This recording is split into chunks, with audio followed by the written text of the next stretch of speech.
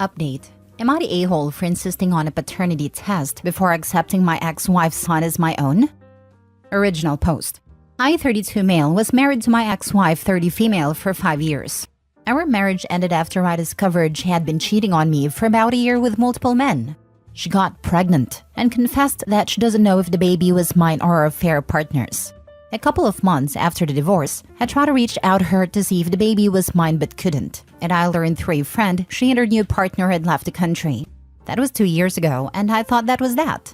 Recently, Jane reached out to my mother claiming that her kid is mine and in need of financial help.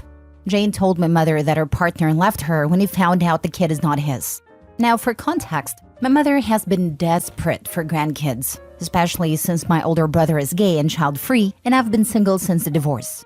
She's been relentless in pressuring me to help out Jane. However, I have my doubts given her infidelity.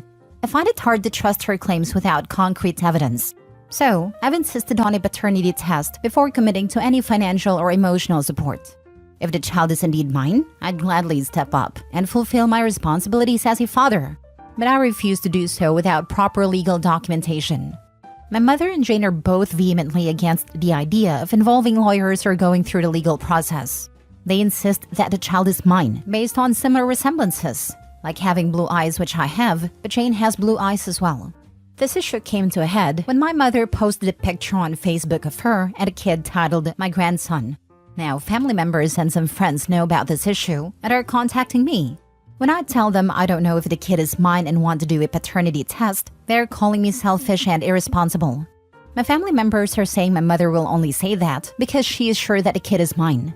My friends says I'm an a-hole for punishing the kid for what my ex-wife did.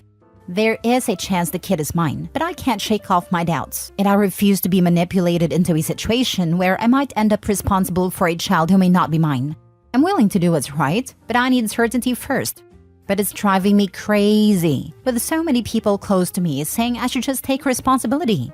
My older brother is the only one who is on my side, and he thinks it's because my mother has accepted a kid that others are willing to accept it too, and because of family bonds, which are a major thing here. But I'm standing firm in my decision to do a paternity test. Now for the top comments before reading the update. Not the a-hole. DNA test or nothing. It's crazy to think you just step in and take over a parental role based on your lying ex's claim. Especially the fact that OP's ex-wife is only reaching out because she needed financial support. Definitely not the a-hole. Continue to stand firm with your decision, OP. Don't be played for a fool. Yep, you'd be an idiot not to test the DNA of your cheating ex's kid that she suddenly says is yours 2 years later when having money trouble. Don't believe a word she says until it's proven. Also, your mother is the a-hole here for posting that before you have proof and already. Even if the kid is yours, that is not right for her to do, and you need to find a way to make that clear to her. That is not her place at all. She likely already did a paternity test once, which is how the affair partner found out the kid isn't his. She can do another one. It's also very possible the kid is the affair partner's, and they just broke up because she cheated on him too, or whatever the reason. Maybe he's paying child support already. Or maybe it's not affair partners, but she was also sleeping with 5 other guys at the time of conception. This whole story is just from what a cheater told him. Maybe she saw that your mother was going to push you and figured she'd have an easy shot at doubling down in child support, as long as no lawyers or paternity tests are involved. OP definitely needs lawyer to work out paternity, work out a child support agreement, and work out custody and visitation rights. If OP just blindly starts sending money for a kid he is not legally the father of, he has no rights to visitation or how the child is raised. Maybe it is OP since she wants the money with none of the rights that come with being a father. There's a million reasons why she may not want lawyers involved, and absolutely no reason why OP should be lawyered up already. If OP is willing to pay the cost of the paternity test himself, why would she have a problem with that if he's really the father? Not the a-hole. This is obvious. You should also reply in your mother's Facebook post stating that your ex-wife had a baby after adultery and after leaving you, and that until such a time as a paternity test is agreed to, the child is not known to be your son or your mother's grandson, and that you have reasons to doubt that you could be the father due to timing and a refusal to confirm it by testing. This is the way. If your mother wants to feed her delusions publicly and there is fallout, then present the brutal facts. Maybe, Mom, as you know, X was cheating on me with multiple people at the time of conception. You are also aware she left the country with the alleged father. She has returned making this claim after he has left her. Until there is a paternity test definitely proving the child is mine and not one of her affair partners, you still remain grandchildless. Not the a-hole. Your mother is blinded by her obsession to have grandkids. You are not being selfish. You are being responsible. Protect yourself and get the test done. Sad so many older women become so terrible in the quest for grandkids. It's really pathetic and tells me they never try to work on themselves, but only see themselves as caretakers. And then I keep hearing stories about how once the grandkids arrive, they just want to take a couple pictures with them and otherwise ignore them and not help. Now for the update. So a lot of stuff has happened and I'm exhausted with dealing with this issue. Despite trying to talk reason to my mother, I got nowhere. My brother and I managed to talk to our aunt, who is on my side after she learned what has happened. She was able to convince mother to talk to me and we agreed to meet at her house. However, it quickly devolved into arguing, with my mother still insisting the baby is mine and accusing both me and my brother of betraying her for not giving her grandkids. My brother finally snapped and asked her if she was willing to lose 2 sons over this. That made her go quiet. With my aunt's help, we convinced her to talk to Jane for the paternity test. A couple hours after I left, Aunt called me and asked me to arrange the test. According to my aunt, it took some arguing between Mom and Jane to get her to agree to the test, but Jane eventually agreed. So I scheduled the test at a clinic, and the earliest appointment I could get was 3 days from that day. I relayed all of this to my mother and aunt and got the okay from them. The day before the test, my brother and I got a call from our aunt and she asked us to come to our mother's house ASAP. When we got there, we saw our mother sitting on a sofa crying. I asked what happened and she said Jane is gone. Now, I knew Jane was back in the country and was visiting my mother every day, but I did not know it was my mother who facilitated everything. My mother revealed that after Jane contacted her, she flew Jane and the baby out and put her in an apartment near her house and had been paying rent for her, buying her and the baby things for a month and a half before they told me. I lived just an hour from my mother, and I talked to her on the phone 4 or 5 times a week, and she never told me. After Jane agreed to the test, she asked for money, and she told my mother that after the test confirms that I'm the father, she needs to buy some essential home stuff as she intends to stay near here. My mother gave her an amount close to $8,000 in US dollars. After she got the money, she did not come and see my mother, so my mother went to the apartment and saw that it was empty. I asked why did she ever trust someone who has lied so much before? And she said all her friends are grandmothers, and they are always with her grandkids, and she feels left out when she is with them. Then she gets up and says all of this is my fault. She comes up to me and slapped me, and just went crazy yelling and crying and kept hitting me. My aunt and brother managed to get her off me. She kept saying I was a horrible son. I should have just accepted the baby. She then turned to my brother and started yelling at him too, accusing him for instilling his child-free life on me, and told him that he was an embarrassment to her. Then she started off ranting saying Jane was right to cheat on me, that if I had agreed to start a family with Jane back then, this would not have happened. For context, Jane wanted to try for a baby the 2nd year into our marriage, but I had to keep that on hold as I made a major career change, and Jane and I both agreed to wait until I was financially secure. I also want to point out this was not the reason she gave me for infidelity. My aunt managed to calm my mother down and somewhat diffuse the situation and ask us to leave. She said she will try to reason with her. I've tried to call my mother the next day, but she's blocked me and everything. My brother and I agree she needs therapy, but she's not willing to listen or talk to us. As for Jane, I am furious at her and wanted to find her. I asked my friends to help and told them what happened. They are idiots, but they apologized to me and stepped up and supported me these past few days. I tried contacting different people through friends and their mutual friends, until one of them put me in contact with Claire, who was one of Jane's bridesmaids at our wedding. I told her what happened and she was shocked at learning about it. According to Claire, Jane is back in the country of her partner, and a couple of days ago, Jane called her and a few others asking for money, as she and her partner are going through some financial issues. Claire says she doesn't know if Jane and her partner are separated. Jane had never told her anything of that sort. She said when she talked with Jane, she only said they were struggling. I told Claire what Jane did and that Jane is insisting that her son is mine. Claire said that Jane told her that a kid is her current partner's 2 years back. Then she said she needs to talk to Jane and her partner to see what's going on. Claire kept saying she truly does not know what's going on, but she's going to ask around. That was 6 days ago, and I tried to call Claire, but she won't answer me now. I'm not going to pursue this anymore. I have my answers. So that's the update. Not the conclusion I wanted, but I don't care anymore.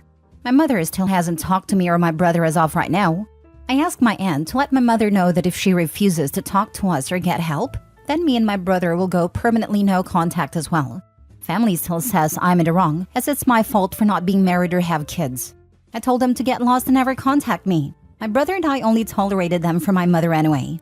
I now firmly believe that the baby is not mine. Your mom is an idiot, and it's her fault she was scammed. She's also a terrible person to you and your brother. Why are you letting her in your life? It's obvious the baby isn't his. She'd have done a DNA test if it was. She probably has one that shows her partner's dad. I don't know why you'd even consider ever speaking to your mother again, and she deserves to have lost all that money doing all that crap behind your back. She needs an inpatient stay, or you'll end up bailing her out of jail. I can't believe she hit you. Exactly. Jane is just interested in money. If you had remarried and had a kid, your mother would have never fell for Jane's trap. That's what your family's trying to say, and that's just messed up in so many ways. Sorry you had to go through this. Jane was only here for the money or trying to drop the kid somewhere. That's the fact. I'd say you dodged a bullet there. Sounds like Jane would have been a nightmare to attempt a co-parenting relationship with. It's too bad your mom doesn't see that. I hope she finds help and realizes she now has no grandchildren and has lost 2 sons. And good on your brother for having your back. It's not that she doesn't see, she doesn't care. She doesn't care how much pain she puts her children through as long as she gets a grandchild to use as a pet. This isn't fair. All her friends have a pet grandchild. Those ungrateful sons. Your mom and Jane both sound crazy town banana pants. Good riddance to both of them. Exactly. If my mother assaulted me like this, I would not be calling her. Last story. Am I the a-hole for being upset after a wife went on a trip with a male co-worker? My wife and I have been married for 6 years and relatively happy all things considered. I work in sales and I'm on the road a lot. She works as a teacher's assistant at an elementary school. The teacher she works for is male. A couple months ago, my wife, the teacher she works with, and 2 workers bought tickets for a concert out of town at the beach. The plan was for them to stay overnight and come home the next morning. I had to travel for work, otherwise I likely would have joined. The day of the trip, 2 of her co-workers, females, come down sick and can't go. On a short notice, no refunds were available for the hotel or the concert tickets.